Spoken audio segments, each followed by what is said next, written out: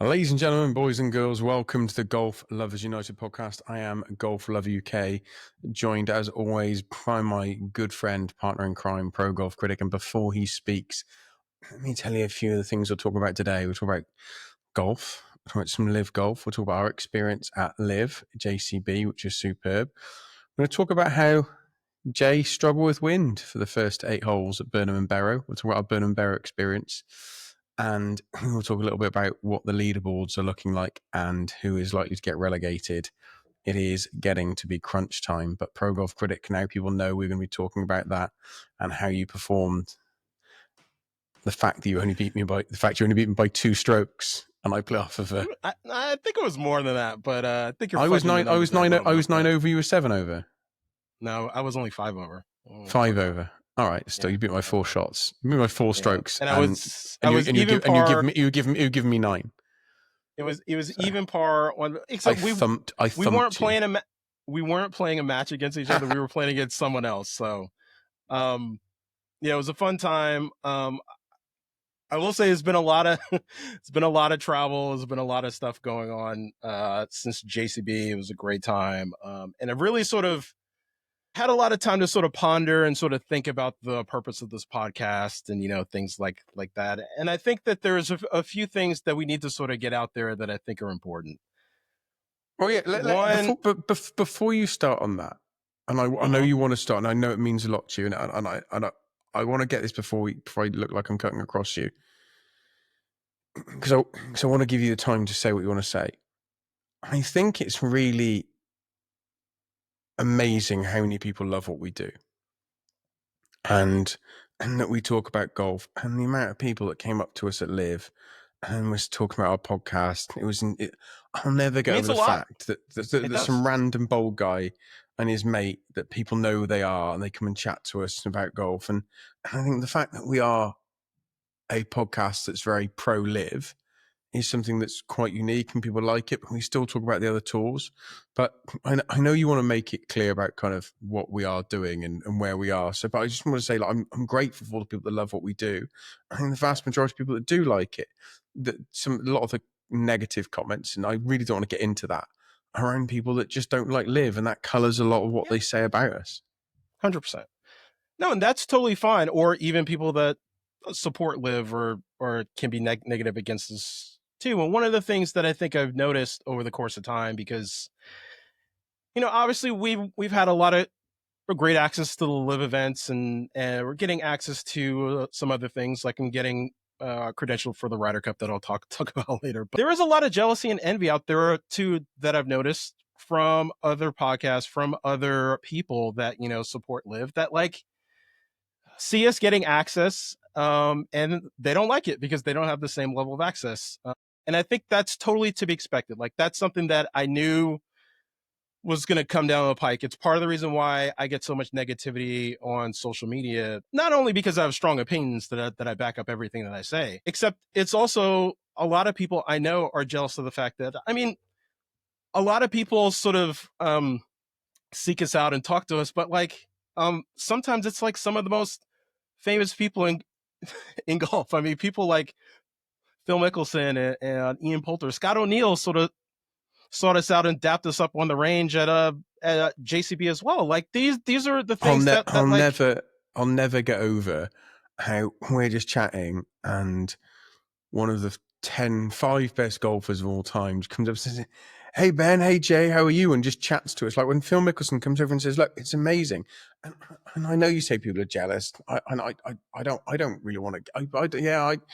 I'm not even bothered by that. It's more to me that some people just think that all we do is pedal LIV, and actually, you made this really clear. We pedal LIV or talk about LIV because we wanted a better golf product, as did, and this annoys me, as did NLU.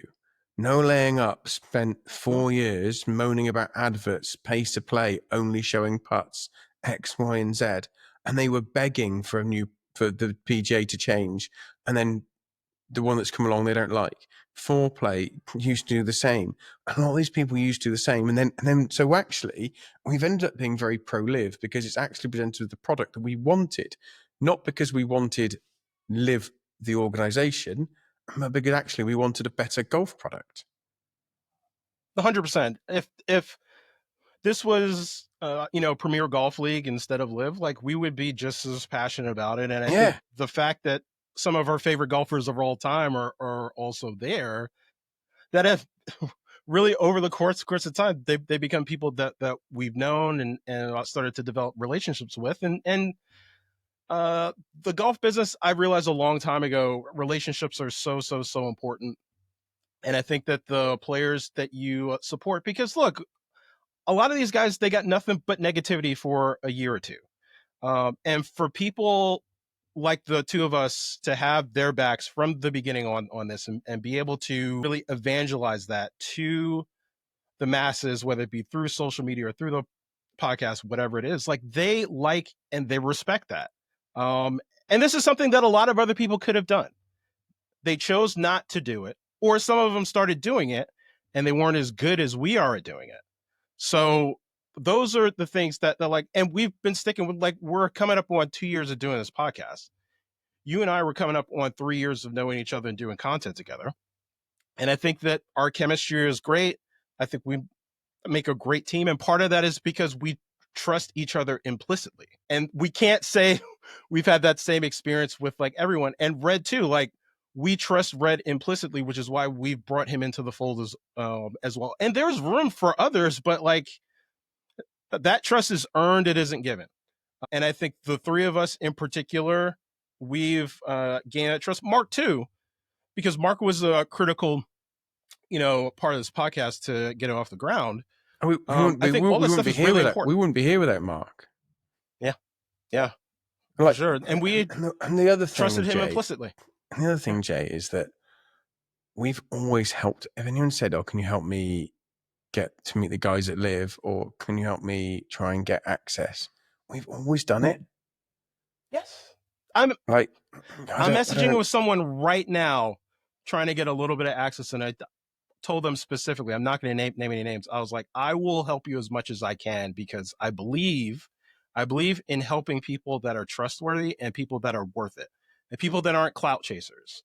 Because the people that I have gotten into it with over the course of the last 3 years, that's been one of the things that I've seen. They will chase clout over relationships, and that's something that I can't trust, and I never will. And those people are people that are dead to me. So, for what it's worth. Right. Well, now you've got that off your chest. So, just letting people know while we're recording this, we're actually a few things gone on in our lives. You've been traveling a lot. Yesterday's anniversary of my dad's death. I've been a bit busy. I know you wanted me to speak yesterday. I couldn't do yesterday. Ironically, maybe I sound like the most callous bloke in the world. I wasn't sad at all yesterday. Like, I think, like, I miss him every day. So, like, why would yesterday bother me even more? In fact, anything, yesterday was probably one of the least sad days. But hey, there we are. Obviously, I've been manic with work. I've been there. Yeah. I've been manic with work. I've now all of a sudden I've got to do, having known what my diary is going to look like for all of September, October, November, like pretty much like the main function. I've now got a trip to Helsinki in for 4 days. I've got to go to Abu Dhabi for 3. I've got to go to Glasgow twice, like that weren't in the diary before. I'm like, oh gosh, okay. Excited about it all, and it'd be amazing. But like Helsinki in the back end of November will be amazing. Like, it's going to be, like, I'm excited. Weather might be a little dicey, but yeah. I'm a fan of that. I like the idea of, like, going for a swim in an ice cold lake and then jumping in a sauna. Like, I'm weird like that. Yeah. I'm weird like that. No, it's good. It's better than me, because I can handle cold for short stretches. One of my good mates I work with, he's a black guy, and he said, "What is it with white people and the cold temperatures and hot temperatures combined?" He said, "That is not a black guy thing." And I just started laughing. He said it's such a white man hobby, like getting in extreme cold and extreme hot. He said, like, it's just so weird. Why would you do it? The only thing that I hate more than extreme cold is extreme heat. So that's part of the reason why I live in California now. Yeah. No, I hate it. So he's like, why do you want to do this? He said, what's wrong with you? No, I mean, it is good for your health for sure. And as you get older, like you deal with inflammation and all that, cold tubs and saunas are a part of it. I do it too. So I totally understand. But you don't like it, do you? You don't like that cold, and you don't like the extreme hot. Who likes it? I don't know anybody do. that likes it. I kind of do. I'm kind of weird. Like I get in and go, oh yeah. I go all Joe Rogan and start going and getting into it, and then getting this. I'm that guy that'll do 20 minutes in the sauna and just till I'm about to pass out, go and have a quick cold shower, go back in, do another 10 minutes. Yeah, it's a lot of things that I do for my health that I don't like. One of the things for my health that I actually like. Great segue. Is for wellness. I will say, putting that on our coffee, I just had some a little while ago. I'm raring to go. I'm feeling great. Even after I actually played 9 holes this morning.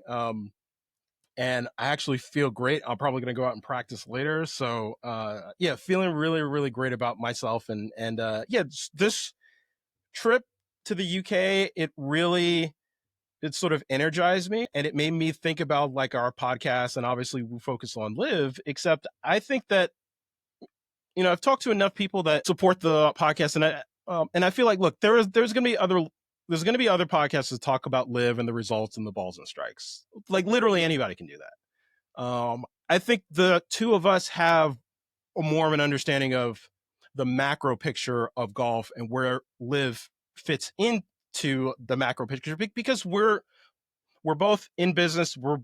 We know how this stuff works. Like I've been studying the business of sport literally for 25 years, probably more than that, really like my entire life when I really break it down. I feel like that is really at the essence of this podcast, really being able to put all the pieces of the puzzle together, really analyzing the landscape. That's something that like I'm super passionate about. Like there's a reason why I'm pro golf critic and I'm not PGA Tour critic or LIV golf critic, or I have LIV in my name, because like I love all of golf. I want all of pro golf to be better. When you love something the way that I do, criticizing that is it's really out of love and wanting it to be better. And that's part of the reason why I'm so passionate about LIV golf specifically, is because LIV is the key that unlocks the full potential of pro golf. And I've seen this from the beginning. I've been seeing this for 5, 6, 7 years. Like this is the key to unlocking the whole thing. There's a lot of people out there that they don't understand that. They're newer to golf. They're younger. They're not as mature. They haven't had the amount of experience. We're here to help people think about this critically. Thinking critically is really the thing that I love most about the podcast that we do. We're here to give our thoughts and let them draw their own opinions. Like they can think how they want. We're not trying to tell people what to think. We want to equip people with the information to make assessments for themselves. That's a really, really important thing that I want to get across. So look, I don't need to defend you. You're big enough and ugly enough to defend yourself. The only one thing that has slightly griped me online in the last week is I feel people coming at you for making predictions that then don't come true. They're not predictions though. I make so few predictions. The only prediction that I've made is that LIV golf is going to be successful, because I know for a fact that it will be, and I will be proven right. We've done things like saying, oh, well, we think Tony Finau might be coming, this, that, and the other, and they've not been right. And we've then gone, well, we weren't right. But here's the thing. Well, not yet. Well, no, but here's the thing. The comment was made. Timing. The comment was made that you say, well, things change when information changes. Well, and that got a little bit of ridicule for it. Now, my point of view on that is, and this is, and everyone who knows I'm a huge Colin Cowherd fan, who happens to actually be at LIV this week with John Middlecoff. And Colin Cowherd often says, well, would you rather me not change my opinion when the information changes and still have the wrong opinion? He said it about Baker Mayfield many years ago, that he had an opinion of Baker Mayfield, or Baker Mayfield got his head down and bounced around the league a little bit and ended up going to Tampa and being amazing. He said, well, do you want me to still say he's not very good? Or now my information's changed, I can change my opinion. So some of this stuff comes and goes with that. But and the point I've made, and the point I know it was understood, was that sorry for the English listeners, but you just imagine it was a football transfer. There's an American football called Micah Parsons. Everyone said he's going to stay with the Dallas Cowboys. And now everyone's saying he's not Oh, going to I stay with heard. the Dallas Cowboys. Yeah. And he might stay again with the Dallas Cowboys. But I don't expect Jane Slater, Ian Rappaport, Dan Schefter to stand up and go, I'm so sorry I got that wrong. They're giving their opinion based on the information they have at that time. And you're allowed to be wrong, but you don't have to hold your hands up. Every time you say, I was told this and I think this could happen, you know for a long time that I believe JJ Spawn's going to go to LIV. I've been big on that. And I don't talk about it a lot publicly. I've been big on JJ Spawn going to LIV. I thought it for a long time. And I've not put it out there because people go, oh, because if it's not, doesn't happen, you get lambasted. Yeah. But I've said that based on the opinion of conversations I've had. Now, if those conversations change, and then I'll change my opinion. But yeah, all I'm saying is that judging you by you having an opinion that something might or might not take place, when they don't put that lens or logic on everybody else and the entirety of the media, seems a little bit ludicrous. Do you know what I mean? It's ludicrous, except it's also, again, it's a lack of thinking critically, where it's like, and it's part of the reason why, I've been very sort of specific with LIV fans that like, hey, I understand 2024, we kind of probably overhyped some of the signings. And it was made very clear to me towards the end of 2024 that those signings weren't going to happen because everybody thought that the deal with the PJ Tour is going to happen, and like everything was sort of in good faith. And even though money was allocated, money was not really going to be spent. And that's when my opinion changed. So that being said, like that's basically off of the table now. And 2025 to 2026, we've already heard a lot of stuff about what's going on behind the scenes. And it's like, look, at this point, LIV is going to have to prove it to me that like, hey, all right, we've got these guys on the radar. There's like all of these names that like are potentially coming to LIV next year are people that we've talked about before. So I want LIV to put their money where their mouth is and LIV in the PIF. It's time for you to put your money where your mouth is and start making moves this offseason just to keep LIV fans more engaged, because like that's part of the reason why we're so interested in LIV is these like additional moves that can be made that really like impact the sort of global landscape of professional golf. So you've already made a lot of huge moves to date. It's very clear that like the landscape is saying that like you have to continue making moves. And that's what I want to see this off season. And like, maybe it happens, maybe it doesn't happen. Maybe there is, another backdoor deal with the PJ Tour, the sort of ensures that like certain players aren't going to go. That could very well happen too. So there's a lot of moving parts to all these puzzles, which is part of the reason why I'm not in the business of making predictions. I'm in the business of sharing the information that I can have with you guys, and so that we can sort of think through this puzzle together, so that we can make assessments about what's going to happen. There's a lot of people that get overexcited about sort of everything going on, and they put the cart before the horse, and they just start guaranteeing stuff is going to happen, and then it doesn't happen. Then you look like a total clown. There's nothing that's happened the last year and a half, 2 years that I've guaranteed it's going to happen that hasn't happened, except for John Rahm winning a major in 2025, and that I will take ownership of. So you have said, I think this could happen. You're not gone. Here we are, stone cold guarantee. Right. Enough of that. We are talking. It's done and dusted. We are talking now during the we're at the roughly ninth hole, halfway point of the second round of LIV Chicago, and it's very interesting. While we've been on this, Dickie Bland's gone from 12th to 1st, and that is very interesting. But also very interesting is Max Lee is 4 under for the day and in the points. And if Max Lee stays where he is, Andy Ogletree's dropping like a stone with that wrist injury. Where's Andy now? Andy's got one back. He's just in the points. But with Max Lee being in the points and Mito being in the points, so Max Lee in the points, Mito in the points, Got to I talk about mean, Byester too. Like so impressive. yeah, we'll do biased So in a minute, but I'm talking about the relegation. So we yeah. got Max No, Lee in I the mean points. yeah. The more points some of these younger guys get, it just pushes everybody down. So like now we're looking at a position where, and this is such an indictment of the Majestics, and I love the Majestics franchise. Like I think they've been so great for Liv. It's an indictment on that franchise that your three captains are in danger of all getting relegated the same year. It's just like mind-boggling to me that could even happen. I don't think it's a danger, Jay. I think it's probable now that Andy Ogletree's, even if he finishes where he is, he's not going to overtake Lee. But it looks like, based on what's happening today with Mito Pereira and Max Lee, that both Mito Pereira and Max Lee will jump over Ogletree and Stenson, putting them in relegation. And that means then you're going to be looking at Pultz getting relegated, Stenson getting relegated, and depending on what happens in the last one, Lee should be safe or safe-ish. But if Ogletree does manage to get a couple more points, he will jump over Lee, and that will mean that Lee and Henrik get relegated. So we could be looking at both Lee, Westwood, Henrik Stenson, and Ian Poulter all being relegated. Can't believe that's even like a possibility. Yeah, especially with Lee's had such a good season in so many ways, and yeah. And I love Lee Westwood. Like he's been one of my favorite players to watch. Lee's finished tied 25th 3 times. So that's out the points, out of getting one definite point 3 times, which would have put him clear. It would have been absolutely fine. No chance of relegation.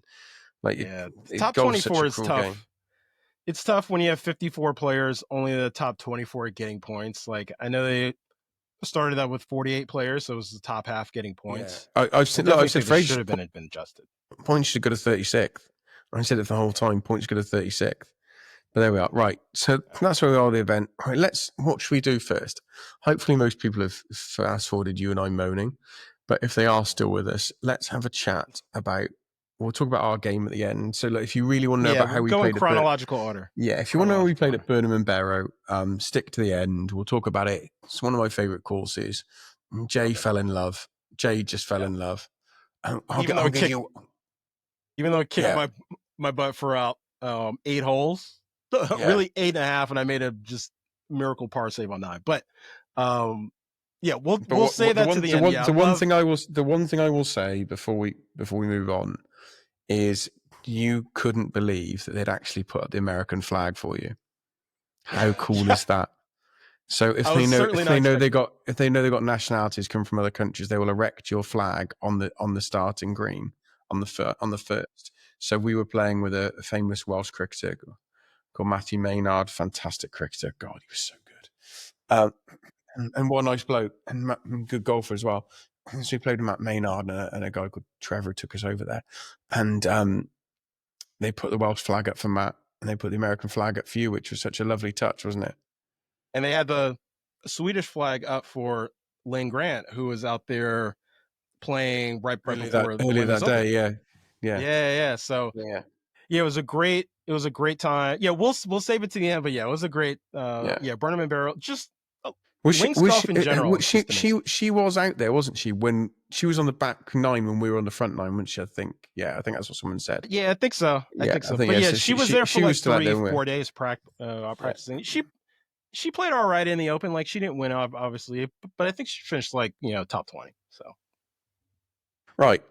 Live JCB was absolutely fantastic. Spent a lot of time with the players, spent a lot of time with the execs. The fact that Scott O'Neill knew we was mind blowing. Like that's just mental. Like I still can't get over the fact that we're just this podcast.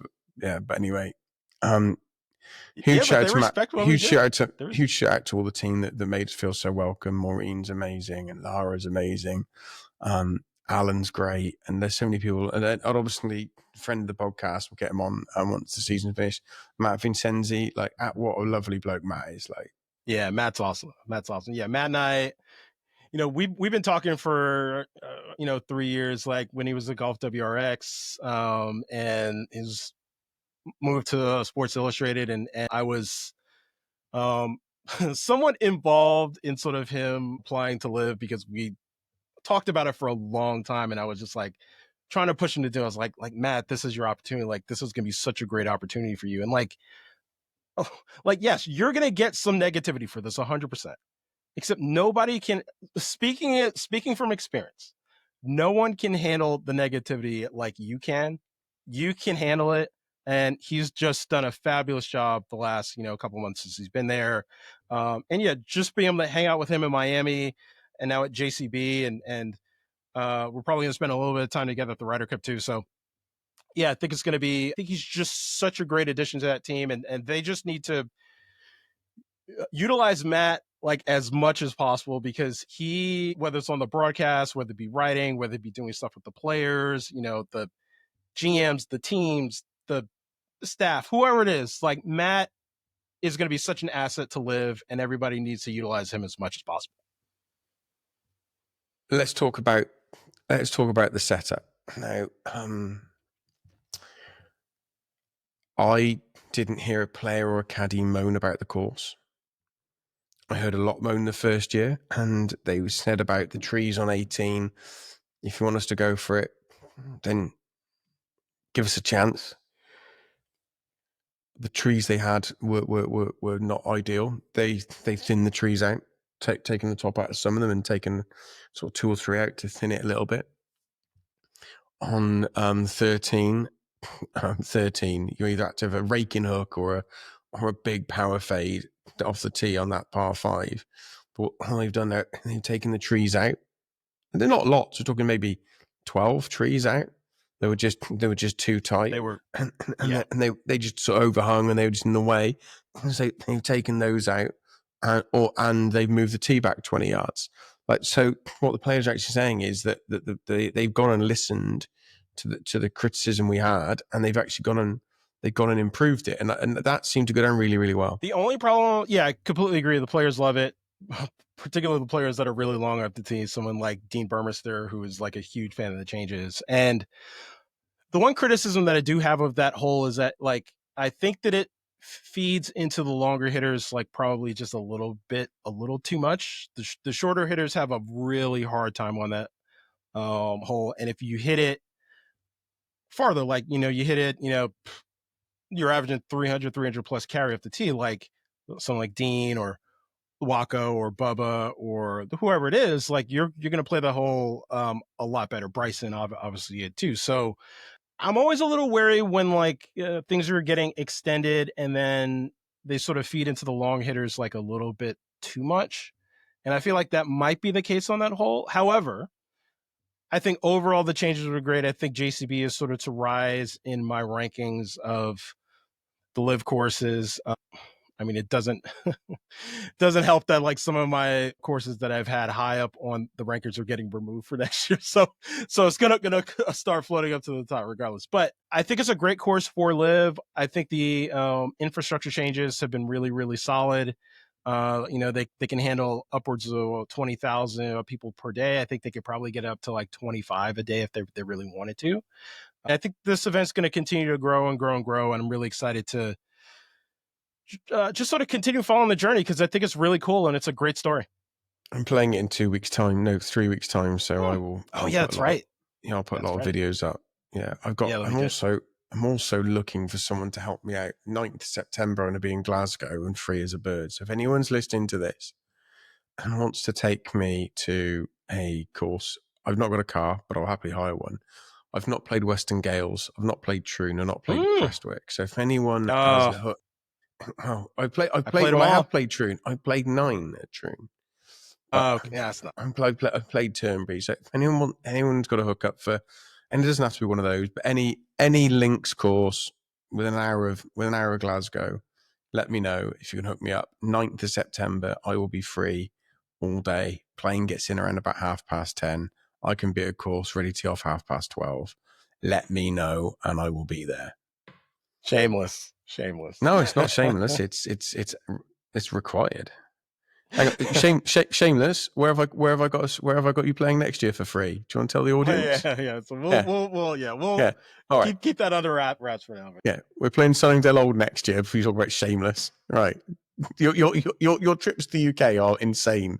You just play world-class courses and watch golf. If you're gonna travel that far, you better be playing great courses. I mean, there's like I have to freaking schlep my golf clubs for like I'm pouring sweat on the train, like in the airport, like all this stuff. I'm like, man, I don't know if this is worth it. When we finally made it out to the course, I was like, all right, it was worth it. It was worth every bit of it, yeah. Yeah, it was. So anyway, yeah, we should JCB, probably talk about. Yeah, we talk about the result in a minute. Yeah. What I want to talk about is the development of things I've seen in LIV in the last 12 months. At JCB, I've never seen so much sponsorship livery from massive firms. HSBC plastered everywhere, Salesforce plastered everywhere, Madden plastered JCB? everywhere. JCB's a good company. Yeah. But Qualcomm. all these big firms. And there was I did hear two members of the media say, oh, it's changed a little bit. It's a bit more corporate. I'm like, no, I get that and I understand it. But it couldn't always be, it couldn't keep being the plucky startup. It had to become a corporate machine. And seeing these big firms and some of the stuff they were doing on the range and the activation, like the activation they did on the range for the big sponsors, they wheeled out. So on the right-hand edge of the range, at the end of the Friday, they'd got about 6 or 7 of the bays out of the sort of the 45, 50 available. They'd actually moved them into being, they had TrackMan on there on screen. So the players would go and join some of the sponsors, hit a few balls, and the sponsors hit a few balls. And some of the stuff they're putting on for these corporates, and the feel was very, very one of utter strides forward in that corporate world. And I know we will not be saying the names of them, but the 2 names we were given that are coming on board as sponsors in the next, possibly for the team championship, the one, wasn't it? But the 2 names we were given, like they're household names. And anyone who wants to say LIV is going away, like that's at this stage, it's just such a silly comment. Yeah, those I just ignore and just like automatically block them now. I will say there's like pros and cons to this too. I will say I think more revenue coming in and more sponsorships to LIV. I totally agree that it's generally a good thing for LIV. However, on the flip side of that, the thing that I'm like very nervous about is LIV getting too corporate and falling into the PJ Tour trap of having this huge corporate structure and not maintain flexibility and malleability to like change. Like that's the thing that I'm concerned about, and it's something that like people should just like file this away for the future, because LIV and the teams and all that are going to become more corporate. It's not a coincidence that when you bring in more corporate partnerships, the corporate cultures from those companies, they are going to sort of be a part of LIV. There's no question about it. And it's just something that like people need to keep in mind as we go forward, because like that DNA of LIV that we sort of talk about, and like that family atmosphere and environment that we're now part of, like we feel like family whenever we go. There is a risk to like getting too corporate and then losing that. And I don't want LIV to lose that. So just keep that in mind. So positives, I'll talk about a lot of them.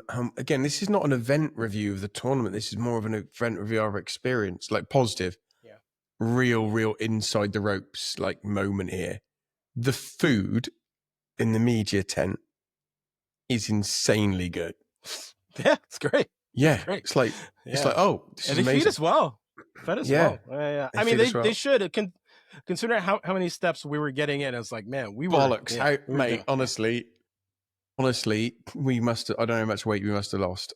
Like we needed to, but I reckon I did 29,000 steps on the Thursday, and I stood still for 3 hours doing those interviews on the back of 18th with those celebrities.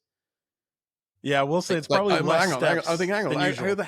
How the hell have I done like 25, 26, 20,000, 7,000 steps, and I'm stood still for 3 hours? I know. What was I can't remember the name of the guy. Big thank you and shout out to the guy that came up to us and said, "Hey, he'd been caddying. He'd been caddying at LIV." And he said, "Oh," he came and said, "Ben, Jay, I want to say hello." I'm like, "Oh, hello." And he said, and we had a chat with him, and yeah, we did a photo, and he'd gone and got a rangefinder from ShotScope as a caddy. And he said, It was great. and he said, "This is the best rangefinder I've ever had. I'm going to use your code." He got the top end one that had the front, back, That's the one front, I've middle, got. back, yeah, and also like the hazard distance plus the rangefinder zapper. Like, what a lovely man he was, and like he couldn't be nicer. And just when people come up to us and say stuff, it's this one, the Pro LX Plus. So golf lover at checkout, 15% off. Shotscope.com, golf lover at checkout, 15% off. No, the reason it's good. Links in the description too. Links in the description. It's a really good rangefinder. It's just, I had a Bushnell, and I have that. And when they sent it me, I don't. I just prefer the other one. Yeah, completely agree. No, the best part about our encounter, and if you're listening to this or you watch this on YouTube, please leave a comment. It was such a great experience meeting you. The best part about that interaction was the fact that one of the foremost executives at LIV was with us when that whole thing happened. So it was just such fortuitous and amazing timing. He has no idea. He has no idea how well he timed that. Like, to say that in front of one of them, and it was not planned. Like, I would swear on anything that was not planned at all. To say that, how he said it, how organically it was in front of one of the top 4 execs at LIV was superbly well timed. So put your name in the comment, and put your name in the comment. I will sort you a gift, because like you couldn't have timed that any better. Right.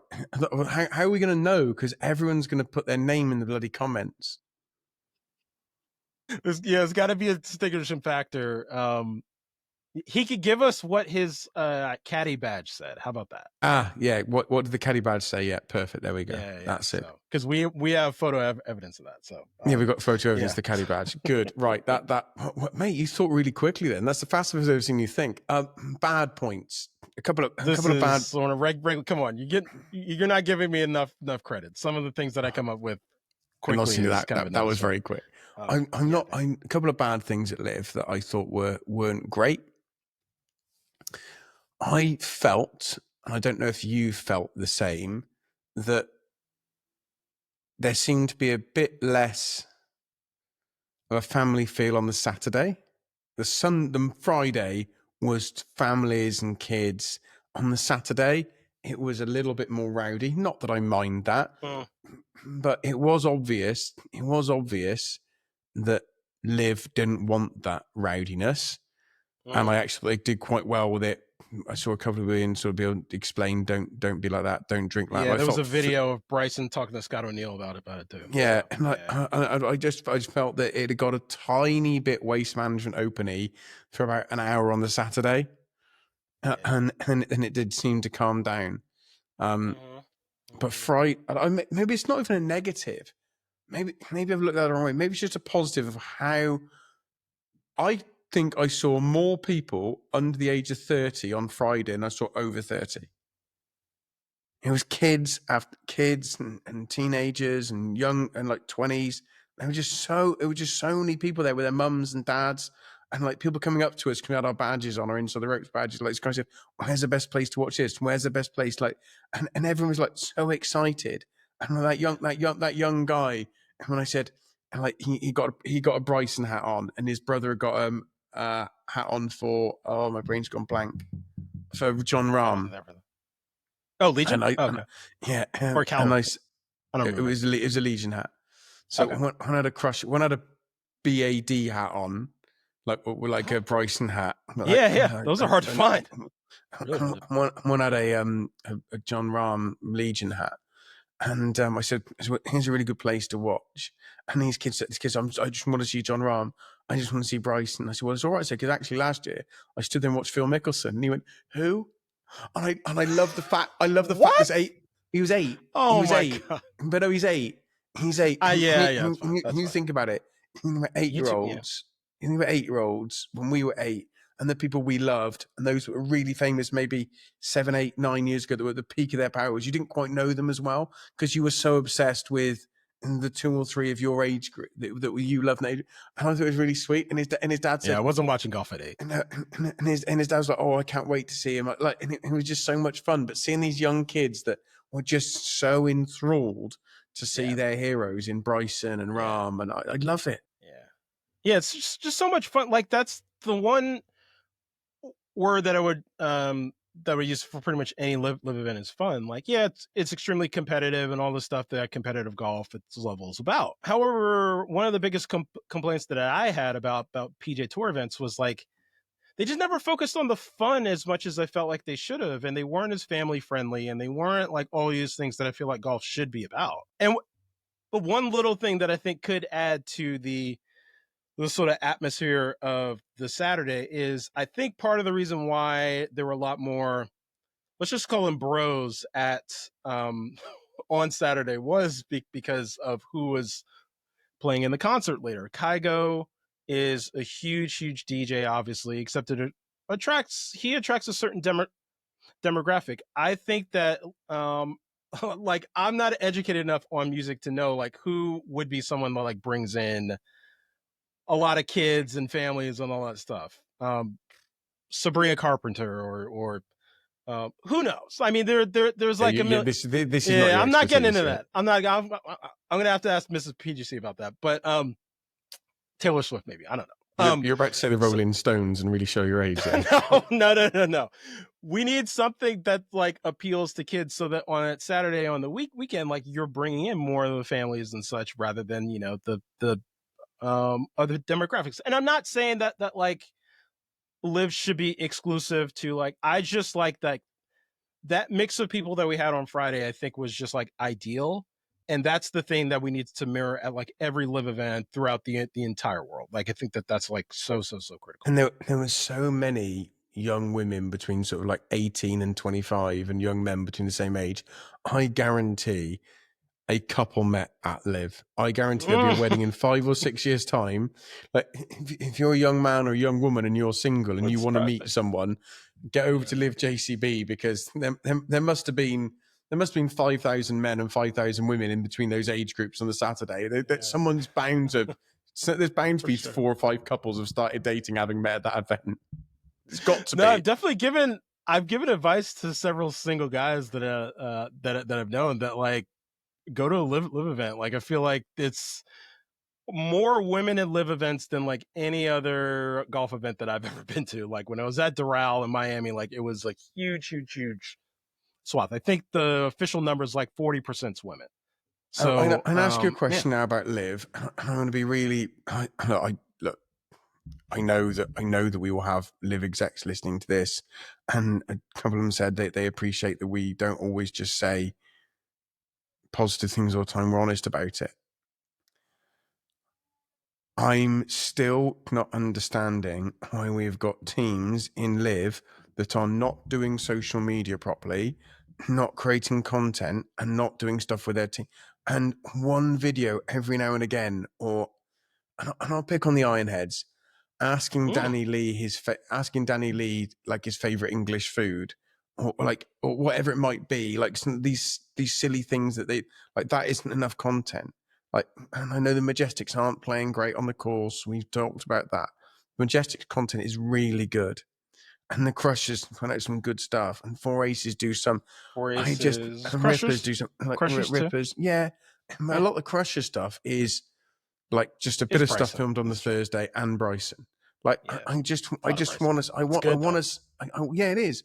But I want to see the Fireballs do more stuff. They do bits. I want to see Range Goats who do a lot of interaction, but I just want to see a lot more stuff being done. And putting a photo out of Bubba and Matty Wolf and Uline and my brain's gone blank, Ben Campbell, and going out for dinner is great. But what I want to see is I want to see them playing a bit in a match and putting out like a couple of highlights of the duels where Bubba played isn't Range Goats content. If you want your players to buy in, your fans to buy in, put your players out there. Like, we should be getting 3 or 4 posts every single week of the cliques playing against each other, or the cliques playing a bit of match against Legion, or Majestics playing bits. And I know that Rick Shields is supposed to be doing some of this stuff, which hasn't happened. It has happened. It has, but I don't think it's driven people into that thing. I just want to see the teams doing more. Like, you look before you say anything. You look how many people. I'm going to guess you had about 2,000 people on the range or by the chipping green watching those players up close. Could the teams be doing something more there to engage with the fans? Engage with the fans. Like, yeah. I know they're not expensive. What about a Range Goats badge or a Iron Heads badge, like a pin badge? You can just wear it. They cost, I actually looked up, you can get 5,000 1-inch badges for 6p each. Just go and give them to everyone that's under 12, go and give them a badge. Take a video, give them a badge. Like, whatever it might be.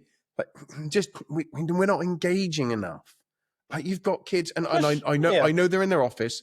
I know they're in their office, and they don't have to sign. Man, there are some players that sign religiously, and some players that don't sign at all. And I get it, But equally, that young Asian lad that was stood behind us, and he asked for those 3 autographs in a row, and all 3 players blanked him. I understand they're in their office. I get it. And I'm not saying they should sign. But it was heartbreaking seeing that little kiddie not get any autographs. He bought a brand new hat and got nothing on it. And I just felt for him. I just felt for him. I know there's a time and a place. Maybe LIV should have a signing zone where each player... Well, not for each player, but no, they don't. They have signing zones throughout the. They do, but if the player doesn't want to go up to it, they don't have to sign it. I just wonder if maybe for 10 minutes, once a tournament, each player should have a little bit on rotation of signing. I'm not saying it should happen. I'm not saying it will happen. Right, no, I just wonder if we could be doing more with content and engagement. If you want these kids to be a fan for life. I think we could always do more. However, I will push back a little bit. I think that the LIV players sign more autographs per capita than anybody at the PGA Tour. Like, it's not even close. Like, it's like they sign so many autographs and take photos and all that stuff. So I want to give them credit. 2, on the social media thing, I'll push back on that a little bit too, because I feel like some of the teams are doing a little bit of additional content. Like Range Ghost, they did a great video on the caddy championship that we were talking about. Like, I thought that was great. They had a little bit of Matt Wolf and his caddy and sort of their interactions and such. And I thought it was like really, really engaging and really, really good stuff. And some of the other teams have done something similar. So I will say the majority of the teams are doing a pretty good job on average. Could they be doing more? Absolutely. Like, except that's the thing. We're always going to think that they could be doing more because we want to push them. We want to push LIV to be as good as it can be. We want to push all these teams to be as good as it can be. Because some of the teams are underperforming, and those teams there's no surprise who those teams are. And those teams they underperformed at JCB too. Like, it's been a very, very it's been a trend. It's been a theme for the whole season. A lot of these teams need to up level LIV, and everything needs to continue up leveling over the course of time. I don't think there is any. They would be the first to say, "Hey, like, yeah, we're at a certain place here. Our goal is for every event, every team to just continue to get better over the course of time, because that's going to elevate the entire league. And when the entire league is elevated, the entire sport's going to be elevated too. So, and more fans will be attracted to it. And like, it'll be this like cycle of like more and more fans experiencing LIV for the first time, whether it be through social media, on TV, in person, whatever it is, events that LIV teams are doing, their facilities that they're starting to plan, all that stuff is going to drive people to LIV. And it's going to be something that continues to up level as the course of time goes on. So I want to give them a little bit of grace, a little bit of time to figure it out. I've given them a lot of patience. Because like Brooks said, of course, he like wishes the league was a little bit farther along. Like I think a lot of us do in a lot of ways, except that doesn't mean that they're not really far along and farther along than like most people give them actual credit for. So I continue to say, trust the process. This is the thing that I have tried to beat over the head of every LIV fan. Like, even if things aren't happening as fast as you want them to be, trust me, the right people are on this stuff. And the net result over the course of time is going to be LIV continues to get better and better and better and better. And there's no doubt about that in my mind at all. I want to make that very, very clear. Yeah. I don't think that I disagree with any of that. I think that, now, I hate to say, well, you're not a dad, so what do you know? I'm not saying that. You can see sadness in a child, and you were once a child. But actually, the sadness of the eyes of the little Asian laddie, for me, was actually not as bad as the disappointment and heartache for the father that had the disappointed son. And I think that's what really pulled at my heartstrings. Okay. Was seeing the father like heartbroken his little boy didn't get these autographs. Look, I'm not saying people have to live with disappointment. It's part of sports. I know, of course it is. Suck it up. But that's a hard ass for you to take when at the same time you're trying to say, hey, we want kids to watch it. Yeah.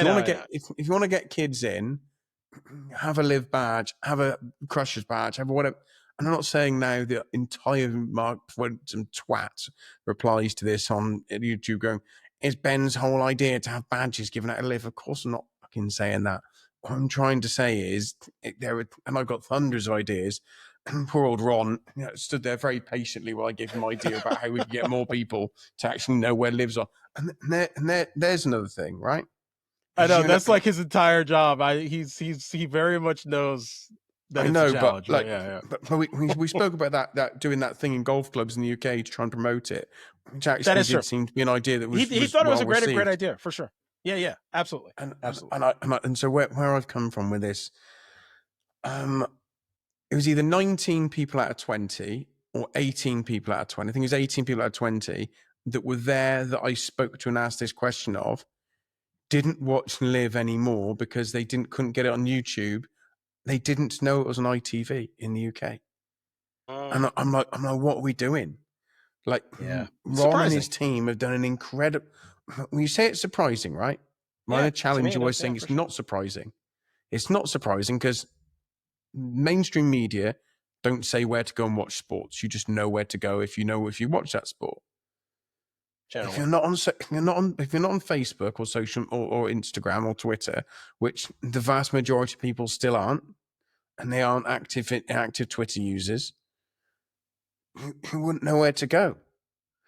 And so, have we got an issue in the UK with accessibility? Not accessibility, because there's no issue with accessibility with known distribution. So I wonder what we can do to help people know it's there. It's on ITV for free. Go and watch it. And the lady said, "Is that the one where you go and watch Love Island?" I'm like, "Yeah, it's the same channel as Love Island." Yeah, that's the one. Like, as in, like, she doesn't even watch ITV. People are obsessed with Love Island. No, that was the old lady with her husband who was from old I remember. Club. Yeah, I remember. Yeah, I remember. She's like in her late 60s, early 70s. And she said, I don't watch ITV, darling. I don't watch that. I don't watch ITV. Like, I've always been much more a BBC myself. I'm like, oh, interesting. British Broadcasting Corporation, you absolute tosser. God, don't. That needs to be bleeped right out. I'm gonna have to cut that part out. So no, I do think that's an interesting. It's an interesting. It's an interesting challenge. And I think that there's a lot of different creative ways, and like this is it's gonna catch on as time goes on, and people start getting creative, and these GMs are in there for longer and longer, and people were loving it. Like, people were absolutely loving it. Yeah, they're having a great time. And you look at some of them, like the Four Aces, right? Four Aces on social media. They're arguably the best because they're the way they're over all of them, because they're big on TikTok as well. Yeah, well, apparently I'm not on TikTok, but yeah, I hear they're big on TikTok. But they've got over all of them, and I just want to see all the teams just get better at it. produce a bit more content, lean into some of the caddy stuff. Like, here's an idea. I would They've love got to some see. great caddies too, some characters. Here's something I'd love to see them all do. I would love to see them, every single team. Ron, if you're listening, here's one. Get your producers to get the caddies and the players mic'd up for 2 or 3 holes in the Pro-Am. And just 2 or 3 holes. And just so we can see that conversation about what they're doing when they're exploring a course. Because you could put together a really, really good reel of maybe 4, 5, 6, 7, 8 holes of the different players and different caddies discussing different holes. And then each of those people could put it on their social media. Every event you could just get, and like, I know that costs money. Maybe you do it every other event, whatever it might be. You don't need 20 cameras. You maybe need one camera with YouTube each. style, Yeah. 100%. And some of the teams are doing that. Some of the teams are sort of up in their game It's and just, all that stuff. I just think that'd be such amazing content. I think more Accessible viral content, because people want that. People want to hear that conversation. People want to hear Pew Dog and what he's saying. People want to hear Billy Foster who's with Lee and what he's saying. People want to hear all of that. People love it. So our guy Nick Pew Dog, apparently he is a reverend now. So I didn't know this. So shout out to him. I think a great skit would be, because we have all this like caddy movement amongst LIV. I thought it was an AI joke. I thought, is that real? No, he's marrying Lucas Herbert and his fiance later on in the year. Like, it's a real thing. He's like part of the family, and he's going to officiate their wedding. So they need to do, because there's all this like caddy movement, and this was just on the LIV broadcast, so I know it's true. They have all this sort of caddy movement. Like, it would be hilarious if they started doing skits where they had Nick like marrying a new caddy with a new player, and like, you talk about that dynamic a little bit. Like, that would be like really funny to me, because it's been this like something kind of in the ether about, like, you know, all these players and caddies splitting over the last couple months, like Waco obviously, and even DJ had to bring in Gareth for, you know, an event. You know, Lee Westwood obviously been he has his wife on the bag, which is like kind of another one. They could do like kind of a skit there, renewing their vows, which would be really, really funny. But there's like so many things that you can do, and obviously like creativity. I know this stuff is gonna come, except like those are like really the things that bring out more of the fun of LIV and stuff like that. Like, certain things that they could do on the off weeks. I'm not saying this should be done like the week of a tournament. You do it during off weeks that are slow, or there's like no LIV event. And there's just like so many things that you could do to continue to, like, I hate saying the term, but farm engagement. I'm not about engagement farming, but they should be, because that's, when you're in social media, that's like your job. So yeah, they should continue farming engagement, and I think that's I think all of that will start to put more eyes on the teams in the league and start building the brands more and more. And then finally on LIV, and on the experience, it's such a good live event. My next door neighbor went, who has, how do I describe it? He's not been anti-LIV. He's just all about, he talks about tradition and all that, but he wears trousers that are a bit too short for his, like, he wears like tight jeggings and stuff, so he's not that much into tradition. I like to tease him about those. If he's listening, you like that. Yeah. I'll just send him this clip. But he loved it. He went with his daughter on the Sunday. Absolutely loved it. Loved every element of it. Said it's absolutely fantastic. How close you can get to players. He's been to golf events before. He said the proximity to players is unparalleled. I know the access is unparalleled. Yeah, a lot of people were saying about how good a value the food and drink was. Is it cheap? No, it's not cheap. But compared to sporting events, normally it's not that expensive at all. Obviously get a concert, all this stuff. And I just think the LIV event was so well done. Everything was so neat and tidy. The course in immaculate condition. There must have been 75 people, maybe 80, walking around with bin bags, just picking stuff up the whole day, making sure there was no litter. I thought the course management was brilliant. I thought everyone was really, really good. And I just want more people to go and see it. I know they couldn't have because they didn't have any tickets left on the Saturday, and I think they had maybe nine tickets left on the Friday, something ridiculous. But I just think if you get a chance to go and see it, there's no way they don't offer more tickets next year. There's no way they don't. And if you get a chance to go and see it, go and see it. Now, Jay, I got an idea. We're about to run into before you get to your idea.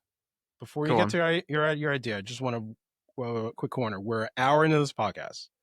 We have not talked about the results of JCB at all yet. Well, this is my idea. My idea was, let's do the results. Let's cut the podcast. We'll then record straight after this and put the Burnham one out as a special for the week after. Because people won't listen otherwise, will they? They get bored. No, more and more people, part of the reason why they like our podcast in those spaces is because they put us on their playing golf, they're on the range, they're doing yard work, housework, whatever it is. Like, they want longer form content, like a lot of people do. Well, sod them. I need the toilet, so we'll do the results and then we'll do Burnham in a separate episode. Right. Okay, fair okay. Results. Before you say about the result, have you ever heard? You keep pushing off the results. It's about the result. It's about the result. Have you ever heard a louder cheer ever in your life for a non-hole in one than Lee Westwood's eagle on 3? Oh my God, that was amazing! We both thought it was a hole in one. We thought it was a hole in one on 6 because that was the nearest par 5. Or not? Yeah. And then we got there and we realised no, it was Lee's eagle on 3. Like, it was, because we're going to talk about results and how Lee was doing so well and then fell off. But like, honestly, that I've never heard a cheer that loud for anything that wasn't a hole in one. It was insane. No, it was great. It was great. No, there was that's where you're starting to get the more people that you get at these events, the more roars that you get. And when Lee Westwood on that Saturday was climbing the leaderboard and he got in the lead, it was like I looked over at the leaderboard and I was like, oh wow, Lee Westwood, he's playing really well. He could potentially do this. And unfortunately, he kind of ran out of gas a little bit. And I think he finished 37th. He finished outside of the points, so which was unfortunate. He kind of limped home that Saturday. Wound up shooting 72, and then he shot 74. Before we get into 72, right? Mm-hmm. On the Saturday, he started 5 under, went birdie, eagle to be in the lead on 8 under. He was in the lead 8 under, and I said to you, and I know golf's a cruel mystery. I went, well, Lee's safe then. So I thought he's going to finish in the top 15. He's absolutely flying, and so that's very typical us going straight into someone who didn't win. But I just want to say about that roar on 3 when we were on the 3rd tee. We're like, that is who's got a hole in one, and I was on the app trying to work out who had got a hole in one on 6, and then we realised it was Lee got a hole out eagle. This is almost turning into a bit where you wait as long as possible to talk about who won or anything like that. We are stopping right now, and we're going to say who won. Wacko won. Joaquin Neiman, that was his 5th individual win on LIV Golf. 5 wins in 11 events. I mean, we can't talk about that enough. If he was getting OWGR points for these wins, he would obviously be in the top 5-10 players in the world. Stay tuned for that next year. Hopefully, LIV gets some amount of points for these wins, and for finishing high up, which will maybe give the OWGR a little bit more relevancy. However, he's been he's just been so impressive this year. He shot 63 on that Saturday, and just started really running away with it on Sunday too. He wound up shooting 68, won by 3 shots. However, 2 people that I wanted to shout out that just shot up the leaderboard that I was not expecting. Even though they played pretty solid the rest of the week, so they wound up finishing 2nd and 3rd, are Bubba Watson and Caleb Surratt. Caleb Surratt, his best finish on LIV, finishing in 3rd place, 13 under, only 4 shots back of Waco. Really impressive. And Bubba Watson, I can't talk enough about Bubba Watson. He has been so impressive to me this year. Not only his performance in the Masters, where he finished in the top 15, his putting this year has been elite. He's been top 5 to 6 on LIV the entire season in putting. That is very unlike Bubba Watson, but since he's improved his putting, and he talked about it, I actually asked him in a press conference about his putting, and he talked about he spent a lot of time with Peter Uihlein in the off season because Peter Uihlin's kind of been an elite putter, and he wanted a little bit of advice. He gave him some advice; it really worked. And in conjunction with that, shout out Ping. He worked a lot with Ping in the offseason to find the right putter model. They designed him a great putter that he has been using extremely well this year, and he's 13th in the points. Like, if you're top 15 in the points on LIV, you are playing some solid golf. And I got to shout out Bubba Watson. He shot 65 on Sunday. For a while there, he was like one shot back, tied for the lead, like he was right up there. So Waka was just a little bit too much. But those are two guys that I wanted to shout out specifically, Bubba Watson and Caleb Surratt. And shout out to Taylor Gooch too. Taylor Gooch this year has really been elevating his game, and I've been really, really impressed with him. He's fourth in the standings. He's finished first and fourth his last two events, and he continues playing well, and he's really having a strong end to the season. So yeah, shout out to Taylor Gooch as well. And shout out to Legion for their fourth team win. They're first in the standings now, have a pretty controlling lead over the second place Crushers, third place Fireballs. So yeah, shout out to Legion as well. They've been really, really impressive. And Tom McKibben and Caleb Surratt. Again, Caleb Surratt's part of the reason why, if Caleb Surratt plays well, Legion's going to win most events, because they're that good between John Rahm and Terrell Hatton and Tom McKibben. And Caleb Surratt, if he plays that well, they're virtually unbeatable. No, I think for me it was a sad event in the sense that I was so excited about Lee and how he was playing, and then for it just to fall off like that, it was a real shame. He needed the points. Yeah, really he needed the points. Another player was going really well, and it's not like he didn't play well, but Charles Howell was 6th or 7th after day 2, shot level par on day 1 and day 3 and dropped back a little bit. Yubin Zhang, who was desperate for some points, got a couple but nowhere near enough. Like he had a great first day, great last day, but had a little one over blip on that middle day. And I implore those of you that like golf and are weird like you and I, when I say like golf, go and have a look at you. If you think Yubin Zhang isn't playing well and he's in the relegation zone, go and have a look at his putting stats and realize if he was putting a tiny bit better, how many points he'd have. Like, his putting's been poor. I think he was 48th out of 54 players in putting. It might have been 52nd. I can't remember. Anyway, whatever. Strokes gained for the year, he is in last. Okay. Of all players, 55th. 55th in strokes game putting. He's 55th. Okay, so I thought he was 48th. Yeah. He's 55th.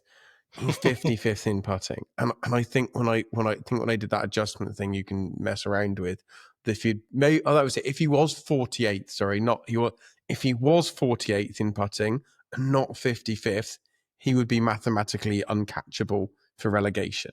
Like, he would be on like 12 or 13 points. That's how bad his putting's been. If he was 48th, he would be mathematically safe already. So that's mental. Here's a bad combination. Yubin Zhang, 55th in strokes gained putting, 54th in strokes gained around the green. So his chipping has been bad and his putting has been bad. You cannot play well when those two things are bad. Speaking from experience, like, you're not going to play well if your chipping, your pitching, and your putting are all bad. It's not going to happen. It's insane. It doesn't matter how well you strike it. So, yeah, because he's middle of the pack in the other stats. Like, off the tees, 27th, and approach, he's 29th. So, I mean, he's hitting the ball fine. It's just that, his short game, I don't know if he has the yips or what it is. I've seen him kind of testing the lap putter. He's testing a broomstick. Like, you got to try something. He looked to me, and I've said this about people in the past, and who was it who said it? When I did my first ever putting challenge on social media, a year and a half ago. A guy called Glenn said to me, "You look more scared of missing the putt than you do excited at the thought of holding it." And that's a really good analogy. That's like my Sometimes dad. That's my you're so dad. scared of missing it, you're never even going to get it there, or you're just going to smash it by. So look, we're going to end now, and then I'm going to go to the bathroom, and then we'll bring you Burnham and Barrow a quick guide. So, ladies and gentlemen, thank you for listening to this podcast. We will put the Burnham Barrow one out a couple of days after this one, so you get a little treat in a few days, like a stocking filler, Jay, like an early stocking filler. Thank you, everybody. Jay, it's a pleasure as always to do this. We'll now talk Burnham and Barrow. Bye-bye.